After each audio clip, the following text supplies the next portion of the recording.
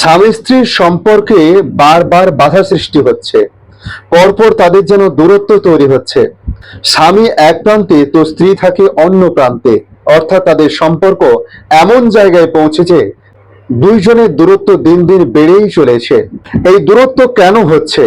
যখন কোনো জ্যোতিষী বা কোনো শাস্ত্রীকের কাছে যাচ্ছেন, তিনি জানাচ্ছেন আপনার এই গ্রহ দশার কারণে এই জিনিস হচ্ছে, বা বাস্তুশাস্ত্রবিদ যারা তারা বলছে আপনার বাস্তুর এই সমস্যার কারণে এই সমস্যা হচ্ছে।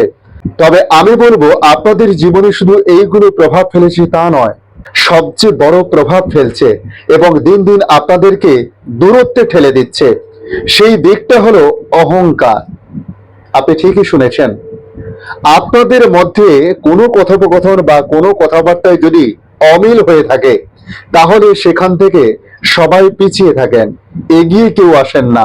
অর্থাৎ আপনি মনে করেন যে আমি কোনো ভুল করিনি, তাহলে আমি কেন ভুল স্বীকার করব বা আমি কেন প্রথমে কথা বলবো।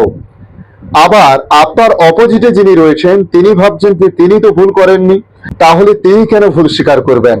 অর্থাৎ দুজনের এই ইগো বা অহংকারের উপরে দাঁড়িয়ে রয়েছেন, যে কারণে ধীরে ধীরে আপনাদের সম্পর্ক ভেঙে যাচ্ছে এবং দূরত্ব তৈরি হচ্ছে। তাই এই ভিডিও যদি আপনি দেখে থাকেন, তাই আমি বলবো জীবনে অহংকারী নয়, বোঝাপড়া করে জীবনকে সমাধান রাস্তায় নিয়ে আসুন। আপনি যদি এই ভিডিওটা দেখে থাকেন, তাহলে আপনার বুকে হাত রেখে বলুন, আপনি কি অহংকারের জায়গা থেকে কথা বলছেন নাকি বোঝাপড়ার জায়গা থেকে? তাই সংসারে টিকে থাকতে হলে জিত নয়, বোঝাপড়াই জরুরি।